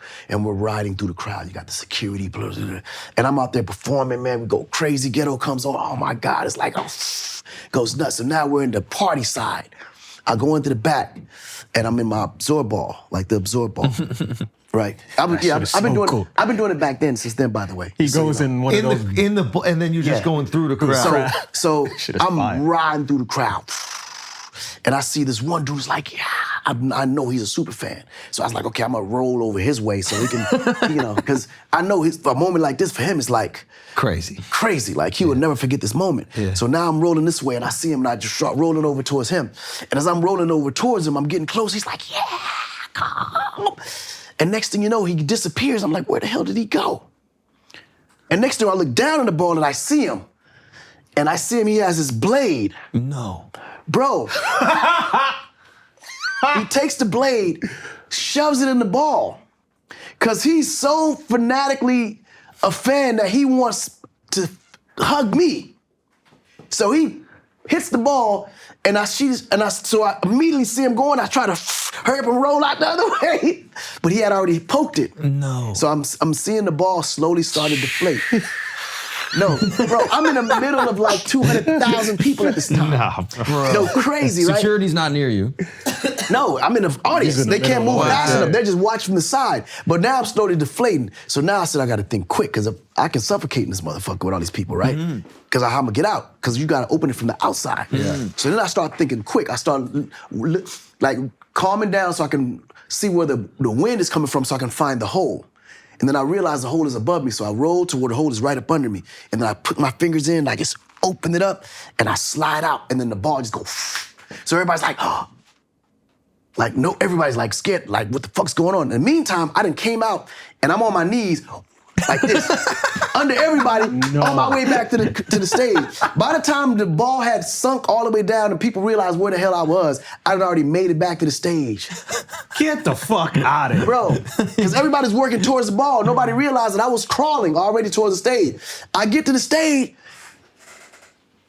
and the fucking crowd thought I was a musician. A magician. A magician. The crowd saw a magician, right? My light guy was so brilliant. As soon as he saw me, hit the black and put the spot right on me. Wow. I was like, Lebanon. He was like, ah. It was, that shit was the craziest show. I'll never forget that moment. Wow. That is Crazy. fire. That was crazy. You gotta incorporate that from now on. That was crazy. No, because I don't want to give people ideas when I go out in the ball. Yeah, fair. So I kind of try to keep that quiet. You just did. They're gonna forget. They're gonna forget. How come you haven't performed in the States in a while? It was, well, for two reasons. One, they wasn't paying enough. And two, I was just so busy. Like, literally, it was like almost 2.5, sometime 3-year waiting list for me to get available to perform out here. Yeah. Because I was so in demand on the other side, to the point where when a promoter wanted me, they'd be like, damn, I gotta wait 1.5 years. Nah, I just booked somebody else. And that's how it was like that. So how long has it been since you've done a proper tour in America? Man, I would say since 2000, probably 2012. Wow. Yep, 2012 was me and Usher. Wow. That's crazy. Yeah. But all this time you've been performing? All this time I've been performing internationally. Wow. Yeah. Wow. And So- never considered living internationally? Because you're mostly in Atlanta, right? Well, that's the thing. I got a house in Atlanta, house in LA, house in France, house in Senegal, house in Dubai. So I kind of do live internationally. But I'm just always traveling. Right. So there's no one place I can just call home. Because I'm always moving around and shit. Was there ever concern, like when you're in Senegal, was there ever concern about safety because of just how famous you had become? Nah, because it's like, me, I never looked at it as a safety issue. Because it's all love. Like, the people is coming from love can be dangerous too, meaning it could be, like, yeah, like my 100%. man with the trying to poke Yeah, the thing. exactly. But more just like people wanting to see you, people rushing a mall. That was always the thing, like just having crowd control, like security for crowd control. And did it become difficult to spend time there because of that? Yeah, in Senegal. Senegal was one of the places that was difficult to spend time because of that. So what would you do? Do you have like a compound there? Like how do you? Well, I got a house on the island, and you need a boat. You need a boat to get out to it. Yeah. Yeah. Got it. That was the only way. Wow. Are you worried about coming back to the States? Like what your reception is going to be? Oh, nah. I mean, my legacy is already built. It don't even really matter. Okay. You know what I'm saying? Because the fan base is already there, and they hadn't seen me in forever. So they're starved. It's a treat for them. It's starved, right? Yeah, they're starving for it. I'm gonna give it to them too. And are you going out with Neo? Or Yeah, just you? me and Neil got a collabo tour now that we're doing. So we got altogether 70 dates. We just did 30 in Europe. We're about to do 10 in Canada. Then we're doing another 30 in America. Wow. Yeah. What was it like working with Eminem? Ah, man, I love working with him. I love working with him. How did that come to be? Was that? That was through Obi Trice, actually. Obi Trice was the one that connected me with M. Oh, wow. Yeah, because I had this record I did for Obi, and I was like, Obi, don't worry, you ain't got to pay me. I just need a feature from M. Wow. You know what I'm saying? Like, I just need a feature from M. He's like, man, got to talk to Goldberg about that one. I was like, all right, well, let's figure this out. He said, but nah, he ain't gonna let it happen. We just gotta find him. You gotta get to him directly. Goldberg. Rosenberg. Rosenberg. Yeah, that's a Goldberg. That's a Rosenberg. Think of the wrestler. Yeah, Rosenberg. So Obi was like, yo, just come to Detroit. I just take you to the studio. And I was like, man, I don't want to be on Rosenberg's bad side. Let me just call him first. Yeah. So I called Rosenberg. I said, yo, I got this record I want to do with M. What do you think? He said, well, send it to me. I didn't have it at the time. You know, I didn't have it at the time. I said, I got to kind of put it together. When I put it together, I'm gonna send it to you. He said, all right, cool, just let me know. So at that moment, I put the seed down. Right. He knew that, because, you know. Yeah, there was interest there. Yeah, right. I put the seed down, he knew. So then I said, okay, Obi, all right, cool, let's go. We got to get the record, because I got to send it to Rosenberg, right? Boom. So Obi was like, all right, cool. So now we posted looking all over for M, because M, he don't never really know where M's going to be. So we post outside the studio. M doesn't show up that day. So I'm like, well, he might show up at night. Obi was like, nah, he'll never come up late night, because we stay nights in studios. He said, nah, M don't operate like that.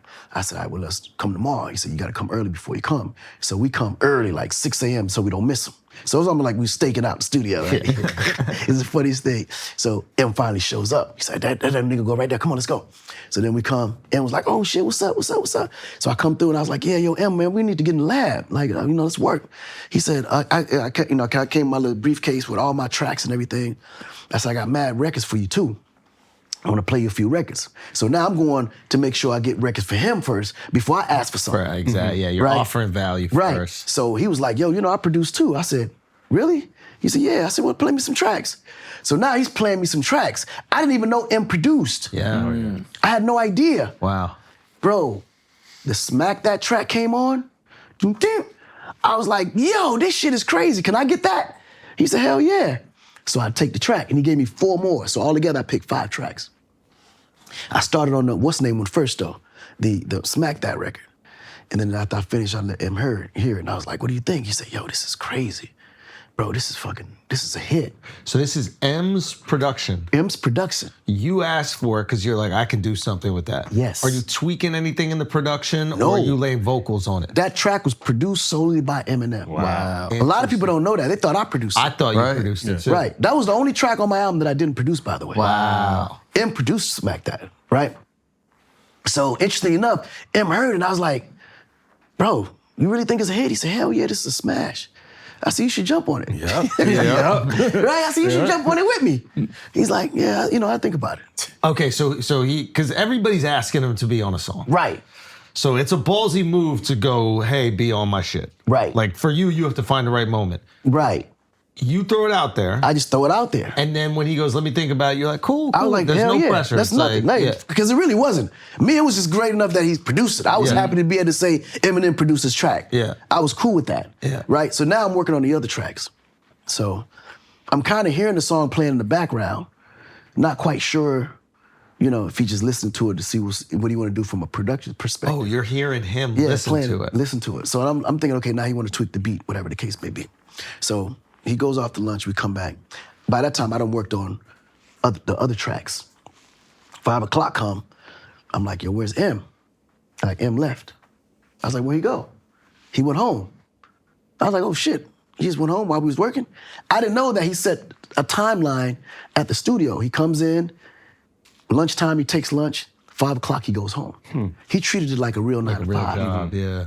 Right, and I was like, damn, that's interesting. Like, it fucked me up because he accomplished just as much work as he's supposed to accomplish in that little time that I did spending the night there. So I started to rethink everything. It was actually after that I started to really manage my time better. Yeah. Like in life, because after that I realized now I can make time for my kids, make time for my family, and not be consumed by the studio all day, every day. Yeah. He comes back the next day. He said, yo, man, I did some minor adjustments to the song. I want to let you know what you think. So I'm playing, I'm hearing my verse come in, boom. Then his verse come, oh, looks like another one. I said, whoa, oh shit! Nigga, oh shit, bring that back! Bring that back! Whoa. I heard the verse, I was like, oh, this shit is so boss. I was like, in my mind, I was like, oh, this shit is gonna be crazy. Then I'm like, okay, whose record is gonna be though? Now, Of course, yeah, naturally. Right. So now I'm just waiting for it. You know, I'm just like, so we gonna put this on your album? So you're deferential to him, He produces obviously. it, he raps on it. Yeah, you know? You're doing the respectful thing, which is like, yo, is this on yours? Like, what do you want to do? I mean, think about it. You were producing, now you're featured on it. Like, cause like prime example, when I did I Wanna Love You, me and Snoop did the same thing where we actually put it on both of our albums. And that's been done before. Yeah, right. So that's when I was like, so what do you think? You know, should it be on your album? What? How you want to work this? He's like, nah, bro, it's on your album. So he just gives the song to you. Yeah, he was like, yo, bro, let's go. Like, you know, and then later it became a bonus track off on his album as well too, because the record became such a huge hit. And then for you, there was no issue with that at all. You're No, like, hell no. It's even more spins. It was even better because now I got a bigger, broader audience on top of that to also bring this record to. That's you know what so I mean? cool. Holy shit. Yeah. And then it just goes crazy. When you're hearing a song like this, you've produced it. So the creative part is quote unquote done. Yeah, that's the easy part. Are you like assigning a dollar amount to what you think this song is going to do? Nah, never. Okay, so if there's never a financial thing, it's more just like, this is going to impact culture. It's People about are how gonna big the love record's this. gonna be. Like, Yeah, I'm going to perform this. If it's gonna be because like the creative part is automatic, and me, if the record is a hit, the financial part is automatic. It's just going to happen. If a hit record's gonna generate money, no matter how you look. For those of us who have no fucking clue, what does a hit record generate? It pays the bills. No, of course, but like is it? Yeah. Can you tell us like what it will Depending do? on how big the record could be. Like you got some records that literally, prime example. Let's say Smack That. Let's say Smack That, for instance, right? I can't tell you the exact number, but I can tell you that record, I'll be getting paid for that record for the rest of my life. Are we talking about like royalty checks. no, of course. But are we talking about 20 million? We talking about Well, that's the thing. 2 million? That's the thing. You can't quantify how much it eventually will make because it will always continue to make money. Like Let's say in a 10-year period. Like let's say let's use it in a quarterly period. Every 3 months. Yeah. Every 3 months, that record could generate easily about $150,000 to $200,000. Wow. Every 3 months. And you got a lot of Smack That. A lot of those. Yeah, and that's for In perpetuity. They just can. right. And guess what? It spiked during that, and that was before digital. That was before digital, with the label taking all the extra shit out. Now digital is more accurate. And when you had Spotify, and you got the streaming, and you have the Netflix of the world, the Apples of the world, the Amazons of the world. Now you got AI coming that's going to also bring in. The record now goes from that into digital world. It tripled off top just from that. And then when AI comes, where it now becomes even bigger and global and being attached, it can make easily up to $1 million a quarter. A quarter? Forever. Wow. And the record makes that, and then everybody gets their piece of Then that? everybody gets their piece of that. But the writer gets it, the producer gets it, the label distributor gets it, whoever owns the masters gets their piece, like that. And it's kind of, it all breaks down. And if there's an artist Right. that has a massive, huge song, assuming they're not in like a completely like predatory contract, like say they're an artist that they have, you know, a piece of their publishing, all these things. Right. One song, they could potentially never work again. Yeah, one hit record. One hit record, they'll never work again. Let's say one classic. And that is different than a hit. That's a hit, different hit. Because sometimes hits come and they go. But classics stick around for a long time. So if you, and this goes back to the So Michael. the goal is to make classics. Yeah, and this goes back to the Michael thing. When you start owning. Yes. This is why Mike had so much power. Because he owned catalogs that was filled with classics. Like he owned the Beatles at one point, I think. Beatles, Explain Elvis that to Presley, me. Like you think, so you think that this was potentially, without, you know, putting yourself in a compromising position, but like you think that there was certain people out there that felt threatened with the amount of power that Mike had. it was alleged that at the end of the day, he owned too much, like he owned too many shares of Sony to where he controlled it. Because he owned the classic records or too many the catalog. of them. Wow. And then so there might have been And he didn't want to people- sell. And they were like, hey, we need control. Or maybe somebody over there. So it was or, alleged that because he didn't want to sell, they said, okay, cool, we're going to pressure you to sell. And if not, then we're going to devalue you to the point where it's not worth that much. Holy shit. And that's where that came in to devalue him. And what is devaluing him do to the records?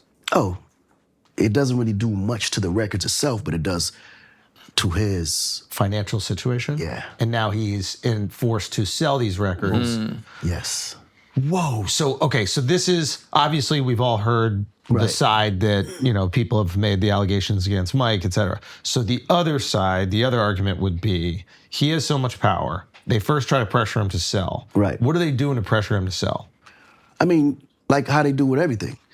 They first attack your reputation, your likeness. Oh, wow. They take the power your name has and make it muddy to the point where nobody wants to be attached to it. So this is this is an interesting And it thing. always starts with allegations with women, race, pedophilia. You know, you see it happen with every powerful person at a certain time in their life when they don't want to play ball. The reason why it never happened to Trump, because Trump didn't give a fuck. Interesting. He owned up to it and said, yeah, okay, I did it, and fuck you, niggas, locker room talk. We all do it. He didn't say, no, I didn't do it, or he didn't try to distance himself from the allegations. He stepped up to it, and then there's no power because now you get support. Sometimes in sports you see this where like Right. a player's coming on a contract year and all of a sudden a video leaks of them like Right. rolling a joint with like some cocaine on the table. Remember that happened with like Odell Beckham Jr.? Right. Do you think that's the same thing? You think that's like powers that be? It depends, because sometimes everyone has a backstory that you don't quite be aware of. But certain people, when they get to a certain level, there's certain things they're asked to do that sometimes most people play ball and some people don't do it. And when you don't do it, depending on what they're asking you to do, now you seem to be not a part of the club. So when you're not a part of that club, okay, we need to remove this person because he's a threat to everybody else. It's almost like a crooked cop within a precinct. He knows where the bones are buried. So you got to get that motherfucker So you out gotta of either there. play with us, or somehow there's gonna be an accident and a police report written that makes everybody okay and you not. Because think about it. Yeah. That one person threatens everybody else. And why was Michael owning all the music so threatening to them? That's a very good question. Like, what is that? Like, why couldn't they just continue to make more songs and make more hits and then have other things? See, okay, there's a word that's more powerful than value in itself, and that's hope. Mike is the most, arguably, the biggest artist on the planet, and he's black. It's one thing to be a big black artist. Stop it. No, but it's true. I know. But to be a big black powerful artist that runs the business, Oh, now you're that's something different. interesting. If Mike can be that guy, what makes you think I can't be that guy? Or LeBron can't be that guy for NBA? So you think they were attacking the hope? It's They're the hope. attacking the Yes. systems and powers That's that what be. it is. Whoa. Because you got to think about it. We when you talk from a cultural perspective, and I don't want to sound like it's to be racist or anything, but when you look at it from a cultural perspective, whether it's entertainment, fashion, or sports, Yeah. right? Black and brown people are the ones that generating the billions, but we don't own the content and we don't control it. And there's no real reason why you shouldn't be able to do it since you can generate it. Right, but the moment we put ourselves in a position to be able to do that, what it do? You can't stop touching kids. The ones that Come on, bro. Why does that happen to you guys? What the hell, dude? What the but that's my Get point. a little bit of power, you know? I could. Nah, he can't be that guy. He's touching kids. But because that's so sensitive to society, that's always the first place they go to start to attack. And that's why when you see that, you got to first say, wait a minute, what's really happening? You don't just agree with that. Find out what's happening behind it and find out why it's going there first. And why do you think that Michael's team didn't push more of that out there? Why do you think that there wasn't more? Well, you got to think, they own the media. It's Michael Jackson. No one's bigger than him from a perspective of voice. But if you can't use the platforms that your voice can be heard in, then your voice has meant nothing. So if Mike can't use it, what makes you think the people around him are going to be able to use it? Oh, shit. It's a game. It's like, it's powers that know how to control the situation. It's all about how you control the narrative. And then the companies that actually own what controls the narrative, who controls that. Yeah. So it's almost like you got to just be careful how you move. And he was talking about the predatory practices. And then Prince was also talking about it. Yeah, they all talked about it because they were all, in handcuffs, but it's not much you can do. You can just say it, but the people you're telling it to is blind and deaf to it. Is there a part of you that as you ascended to superstardom and then you start shifting into more, I wouldn't want to say political things, but like infrastructural things, wanting to build I'm a victim of it too. Activism? I was a victim 100%. Right. So you saw the attacks on Akon City. Well, that's the thing I want to ask you about. That was clearly that. So that is where... That's why I shut the fuck up. Okay. And again, we don't have to talk about something that you're not comfortable talking about, but like, is there a part of you that's going through it's like, oh, wow, now I'm attacking like system and structures. If I can just come in and make this majestic city within this country that I love and cherish, right? All the people that exist within this country and the powers be within this country that haven't done that yet, right? Now you're potentially threatening that power 100%. Because if I'm a person that's living there, I'm going, well, why the fuck haven't y'all done this? Why the hell did he? And then every other country in West Africa, effect. right? Like Ibrahim Traore takes over, and all of a sudden, all these other countries are like, why don't we do that? Guess what? After that happened, guess what? There was 4 more coups. Yep. And then the other ones are now preparing, and there was some that got stopped. And it goes, so it's like it becomes a domino effect. It's because it's human nature. It's almost like a very successful person walking through the mall. Nobody really notices, and some do, but they're afraid to go ask for a picture. It only takes one person to say, oh my God, can I get a picture? And then next you know, everybody's like, oh shit. So then everybody comes and does it. So to control just human nature and the way how we are, because we're just followers by nature. There's not that many leaders, right? The majority of humans are followers. So the ones that actually lead, it depends on what you're leading, and you gotta be able to control that. Because if one person gets the hope to move in that direction, it can offset everything that was built. If that leadership is at odds with someone else's agenda, they need to stop it. So do you think that you had people that were working against? Oh yeah, it was very clear. And and the goal was attainable? More than attainable. Right, because the outside perspective, I'm sure you were probably having to defend nonstop. Oh, yeah. I mean, I realized me defending it only made it look more, it made it look worse. That's an interesting thing, because the knee-jerk reflexive reaction is to be like, guys, this is what I want to do. I want to do good in the world. We could do this. But the more you keep saying it, then they start looking at you like, well, are you, how are you involved in this before corruption? you know it, they looking like, okay, Khan is 100% part of Illuminati.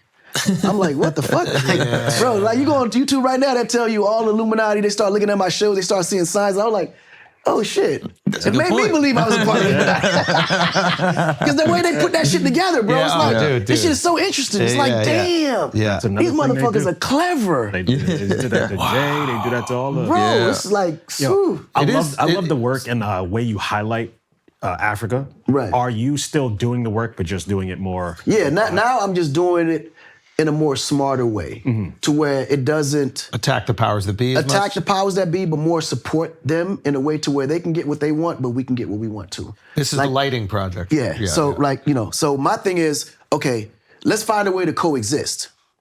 I get you need the resources here, but we also need the resources too. Yeah. You can't just take the resources from Africa, build your country up, and then ours is still fucked up. Yeah. Yeah. How do we work it to, and this is the agreements that was made with China. China figured out, okay, cool. We understand you don't have the liquid cash, but you do have the resources. But we need your resources. Yeah. So give us what your resources are worth, and then we'll give you that back in infrastructure. Yeah. And that made sense, right? So now China's in Africa building roads, roundabouts, bridges, you know, putting down fiber optics for technical futures and things like that. Whereas Europe, America, they just took the resources and left. Yeah. And didn't even send no money back for nothing. Put that more on Europe than us, though. And he's right. I've been doing that for a minute. No. It's more Europe. It's sure completely more Europe. We do that to the Middle East. You know, no, America only comes in when the oil is. We got South America. No, they do Africa too. They do Africa too. A little bit. They do it proxy. They do it proxy. We outsource that. But I'm American, so I know. I'm straddling both sides of the fence, but I'm trying to unite us because I was the one in the White House trying to get America to partner with Africa before China did. But they didn't get it. This is the political game. Yeah. Is a very dangerous one. No, it's very dangerous. When you attack people with real power. Yeah. It's very different than music beat. Nah, bro. You think, nigga, listen, you talking about gangster? The most gangster. That shit? Yeah. Government's a mafia. Bro, they bigger than the mafia. The mafia is Small afraid of the potatoes. government. Yeah, Like, you gotta don't think, worry about that's small that. potatoes. Yeah. Yeah. Because those powers is something you don't want to play with. There's something that interests me so much because, like, I saw you say somewhere, like, something that really bothers you is the fact that Black people can't work Come together. together, yeah. Why? Like, how can we come together? I mean, That's something the thing is that there's a lack of trust within our community, unfortunately. How can we And change that? It's hard. Only thing that can do, you can't, that's not something that can be changed overnight. That's something that have to change from a generational, like cycle, because we have to teach our children and they have to be the one to make the change. Okay. Like, we're too gone. Like, our mindset and mentality is so left that it's impossible. Because like this generation is out. I admire that of other culture that are able to come together and like pull their wealth together to move up. And That's how you have to do it. It sucks that we're not able to do it as a people, but it's like there's Black Americans and then there's Africans, and even they don't get along. And it's because it's the divide of how, and it's also information too. Like, information can be very dangerous if you know how to properly use it to create divide, right? But if it's being used to create unity, right now it can be dangerous because such a capitalist, environment that we're living in, and so many agendas that can actually affect, that it's in the world's best interest to keep Africans and Black people divided. Yes. Because Africa holds so much power. So if they were united, So much power. they would be able to organize around that power. Period. Tell us everything that they see it. One thing that Black Americans can maybe do to help bridge that gap.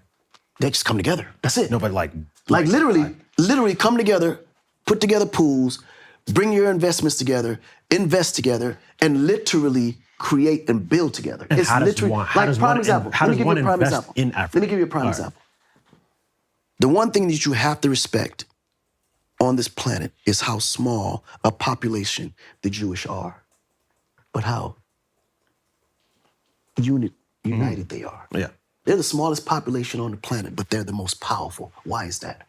Because they come together, they pool together, they invest together, and they build together. And then when there's a problem, they stay together. What happens when there's a problem with my niggas? And I don't know that nigga. Yo, don't bring that shit over here, bro. I don't need no problems, my nigga. Chill. Yeah. You know what I'm saying?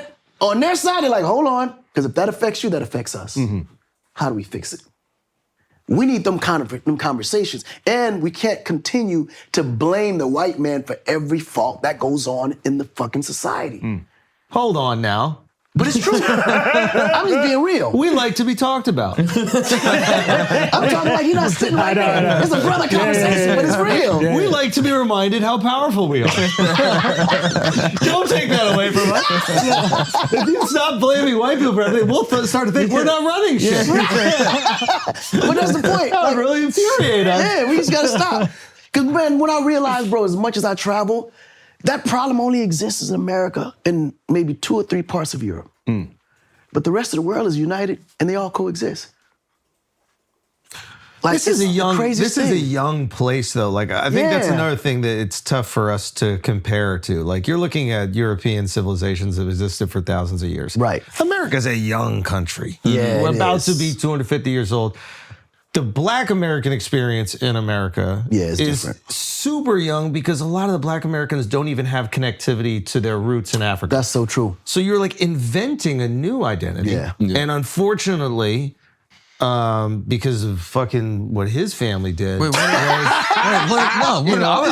family's in Canada. No, we had nothing to do with that. His family did. He was on some shit. No, I wasn't doing nothing, bro. No. Sorry to the natives, but no. Black Americans, they were coming up there as a safe haven. Yeah. I fell for that trick. This is escape. You're welcome. But so unfortunately, like a lot of the experience is this like shared trauma. It's shared trauma. 100%. So it's like It is. eventually, ideally, you get to the point where it's like a lot of the experience is shared culture. Yep. And like the most ideal version is like we all share culture. Like that'd be amazing. Mm-hmm. We all share culture and everything is incredible and we can all rally around being American despite us having cultural differences, et cetera. I know that you gotta get rid of it. But like that would be the ideal scenario. But there is a version where like what we've done in 250 years, most countries haven't done in thousands of years. That's 100%. But we still got, very but far to your go, credit, to your credit, what we've done as a culture here is definitely a light at the end of the tunnel. Because right now, my kids don't know what racism is. They wasn't raised that way. Like their friends are from all parts of the world. It's like United Nations at my house. Right. Literally, they don't see each other from that perspective. They know racism exists, of course, but they don't not see it the way we experiencing see it. and maybe the same way that maybe you and I saw it growing up or something. There's a lot of flavor over there. There's a lot of flavor. It's all in how the adults teach their children though. Because if they keep it going, then it's going to continue to go moving forward, right? But if we allow them to be able to just be themselves and get to understand each other as they are without putting our thought and process and our ideology on them, it actually can change overnight. That's true, but you got to tell them that too. Yeah. We're working on it. We're working on it. Yeah. Okay, We'll discuss it and we'll you get got back to to get out of here. Before you get out of here, we just need your World Cup. We just need your World Cup hot So take my right here. my World Cup prediction. You were talking crazy shit outside. I was. I said the finals is going to be Senegal and U.S. What are the chances on Kalshi that we have What's the chances Senegal? of Senegal? 0.8% for Senegal. Right. So what about the U.S.? The U.S. is 1.6%. Oh, I'll take those odds. yeah. But that's a tough one for you. You're a dual citizen. If Senegal and USA is in the final, I went both ways. But who do you root for though? What jersey do you wear to the stadium? Oh, great question, bro. Oh, that's actually a very good question. Great question. Yeah. Because there's the businessman in you. No. Honestly, I will get a customized jersey. It's gonna be Senegal in the front, U.S. in the back. Why Senegal in the front though? Yeah. Well, the colors look nicer. Because I'm in the business of selling hope, and Senegal needs it. Senegal needs more hope. I like that. Even when it comes to soccer? No, America needs more hope. America needs more Against hope. Sadio Mane? Come on, we got all better the hope. odds than them right now. Yeah, listen, the U.S. team is so good this year. They're really good, bro. And mind you, just so you guys know, if people didn't know, there was a friendly match between Senegal and the U.S. And you guys beat us by 1. Oh, all right. I didn't even know That that. says a fucking lot. Yeah. I mean, we kind of wanted to build hope in the U.S. Okay. Don't do that. Come on, Before bro. the game, we wanted to, because otherwise, come on, you guys, if we beat you before the show, I mean, come on, your hope. Like, we need to make sure that you guys make it to the finals so we can really play. Okay. Well, I guess we'll see then. You know what I mean? But the U.S. team is really good this year. Yep. Bro. Like, they make me nervous. I'm not gonna lie. See, you got me feeling hope, man. Yeah, you give hope to all of us. I already know Senegal's gonna make it, but y'all make me feel nervous. Akon, ladies and gentlemen. Akon, thank you so much. Bro, that was awesome.